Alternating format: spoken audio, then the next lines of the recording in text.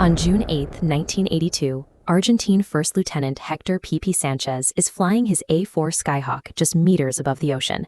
He is keeping his altitude as low as possible to stay entirely invisible to British radar.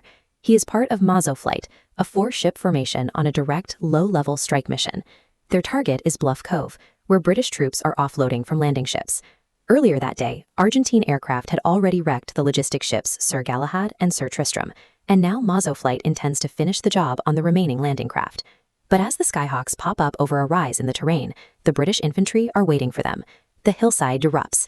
Sanchez is met by a solid wall of tracer fire from anti-aircraft guns set up in the gathering dusk. He instantly pulls hard on the control stick, jinking the aircraft violently left and right. Bullets thump into the fuselage and scream past the canopy. The evasive maneuvers keep him from being blown out of the sky, but they bleed his momentum. Up ahead, his three wingmen surge forward out of the kill zone. They drop their bombs in a rapid ripple sequence, obliterating the stern of a British landing craft in an enormous orange fireball. Sanchez is alive, but he is now trailing far behind the rest of the formation. High above the cloud layer, Royal Navy pilot David Morgan and his wingman David Smith are flying a combat air patrol. Looking down, Morgan spots the explosion, and then counts the tiny triangles of brown and green camouflage speeding away across the water. By evading the ground fire, Sanchez survived the immediate ambush, but burned off his airspeed.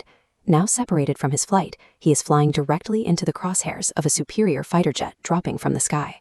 Morgan rolls his Sea Harrier inverted and initiates a steep, aggressive dive.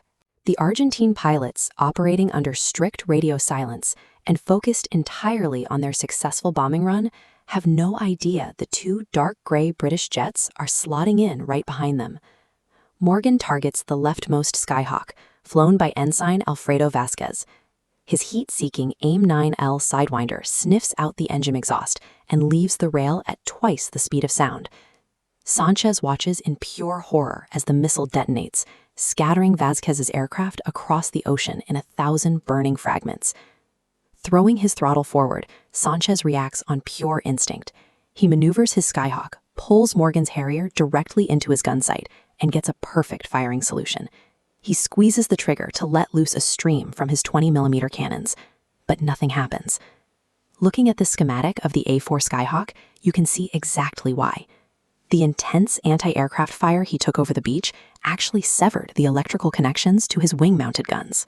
He is entirely defenseless, and Morgan is still attacking. The British pilot gets a lock on the second wingman, Juan Araras, and fires his remaining Sidewinder. The missile impacts right behind the cockpit, snapping the plane in two. Araras manages to eject at the last possible second. Morgan immediately switches to his 30mm cannons to chase down the fleeing flight leader, Danilo Bolzan. But a software glitch causes the Harrier's heads-up display to completely disappear. Stripped of his targeting computer, Morgan has to guess the lead, firing blindly into the gathering dark until his ammunition is completely empty. With Morgan out of ammo, his wingman David Smith takes over. Surging forward, Smith easily locks his Sidewinder onto Bolzan's dodging Skyhawk. The missile impacts, throwing the jet into the earth in a massive explosion. There is no parachute.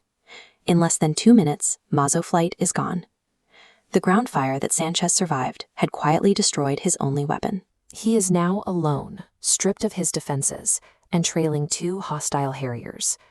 Out over the water, Sanchez spots a dark wall of rain closing in on the coast of East Falkland. Knowing the open ocean offers zero cover, he punches the throttle, drops to 50 feet, and flies straight into the blinding storm. High above, Morgan fiddles with his instruments, but the Harrier's Blue Fox radar system struggles to track low-flying targets over water.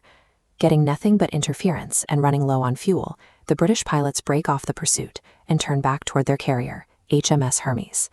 Sanchez clears the heavy weather, but checking his instrument panel reveals a fatal math problem. He only has 500 pounds of fuel remaining. That is nowhere near enough to cross the ocean back to Argentina. This chart shows how an aircraft's fuel burn rate interacts with atmospheric pressure. Down at sea level, the air is thick. Pushing a jet through that dense atmosphere creates massive aerodynamic drag, forcing the engine to consume fuel rapidly just to maintain speed. But as the altitude indicator on the chart rises to 30,000 feet, the burn rate drops dramatically. In the thinner air, the engine requires far less thrust. Sanchez makes the only logical move. He climbs, trading his stealth for efficiency to buy himself a few more minutes. He breaks strict radio silence and broadcasts a desperate call for a refueling vector. A massive 4-engine KC-130 Hercules tanker answers the call, climbing out of the gloom and risking British detection to meet him. Sanchez inches his plane forward, slotting his probe into the swaying drogue basket. The fuel flows, but his gauge refuses to move. A thin white stream trails behind his wing. Ground fire had shredded the internal plumbing of his fuel tanks, and now the fuel is leaking straight into the cold air. Standard military doctrine dictates that you immediately disconnect a leaking aircraft to save the tanker's precious fuel. Instead, the Hercules pilot makes a decision that ignores every established safety protocol. He orders Sanchez to stay connected. The tanker enters a slow, deliberate turn back toward the mainland. By acting as a massive flying fuel pump, the Hercules effectively tows the crippled Skyhawk across the ocean. Survival required the crew to ignore the possibility of a catastrophic fuel fire or running their own engines dry over the Atlantic. It is only when the runway at Rio Gallegos finally appears that the tanker gives the order to disconnect. Sanchez slips his probe out of the basket and drops his nose toward the tarmac, his engine already sputtering as the last fumes feed into the system. Coming in too fast and too high, he aggressively flares the aircraft to bleed off speed. Gravity takes over. The Skyhawk slams onto the tarmac, bouncing violently twice before finally settling onto its wheels and rolling to a stop. As the ground crew rushes out to meet him, Sanchez shuts down the engine and throws open the canopy. He pulls off his helmet and throws it to the ground. The adrenaline gives way to profound grief. He is the only survivor of Mazo flight. Alfredo Vasquez and Danilo Bolzan were killed instantly by the missiles.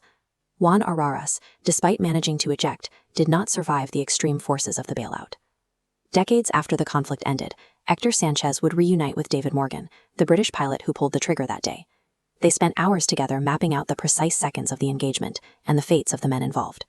Sanchez's words, "We were just doing our jobs," closed the chapter on the Dogfight, finding common ground in the shared brotherhood of the cockpit and the burden of those who survived.